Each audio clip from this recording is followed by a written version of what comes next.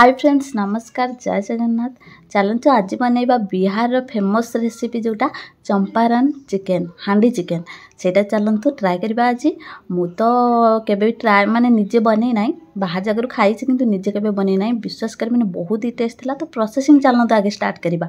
Chicken मु 600 ग्राम नैथिली आ eighty गोटा रसुण गोटे धोईकिना देइछि।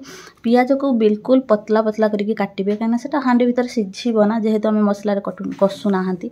तो पियाज मु एठी नैछि 400 ग्राम भली नेकी ताकू पूरा पतला करके काटिथिली। आ अदा रसुण जीरा रो पेस्ट टिके देइछि। आ खंडा मसला रे जहा जहा आपन पाखरे अवेलेबल अछि सब तक दे देबे। आ एथिरे जरूरी निहाती भाबरे आपन ऐड करिवे सुखिला लंका। आपन जत्ते राग खाइबे सेति अनुसार देबे। मु कम राग खाए मो पो जेहेतु खाए नै तो सेति पे मु कम देइछि। आ कलर पाइका मु एठी काश्मीरी चिल्ली देइछि। आउ तापरे लूण स्वाद अनुसार देबे। आ गुंड रे देइछि मु जीरा गुंड देइछि, धनिया गुंड देइछि, चिकेन पाउडर देइछि, आ गरम मसला गुंड देइछि। आ चंपारण पाई कि चिकेन पाई कि मु गोटे मसला प्रिपेयर करिथिली अलगा ताकू देइछि। देई सारी कि ताको बढ़िया से मिक्स कर देइथिली।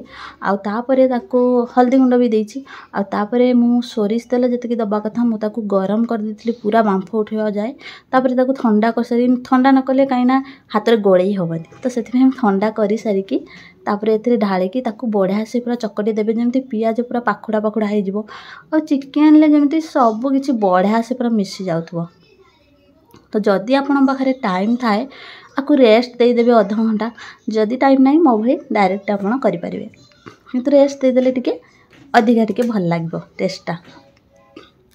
आउ तापरे मु एठी मो पाखरे माटी हांडी अवेलेबल थिला। तो मु ताको धोई के बढ़िया से फ्रेश करके नेइथिली। आउ चिकेन सब मु सेथिरे देई देबी। देई साला परे एथिरे आलू दिया जीवनी।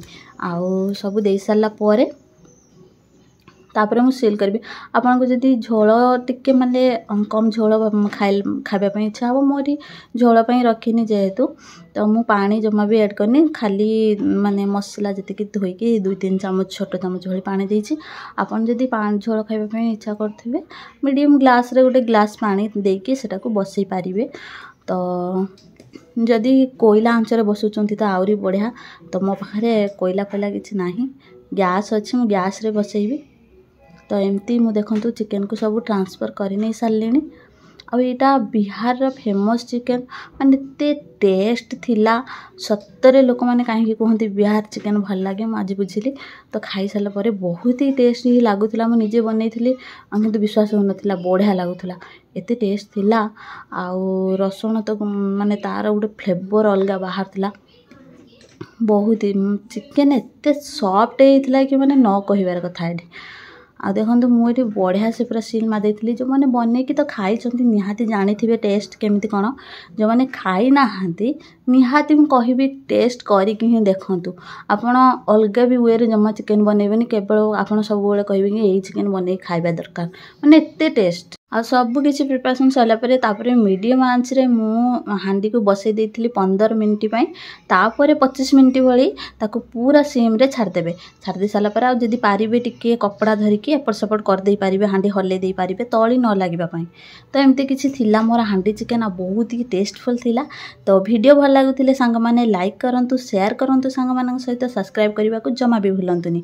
आ जदी जो माने न खाइचंती बने कि थरे निश्चित खांतु टेस्ट रो मजा नियंतु। रहिली बाय नमस्कार पुणी देखा बा गोटे नवा वीडियो रे।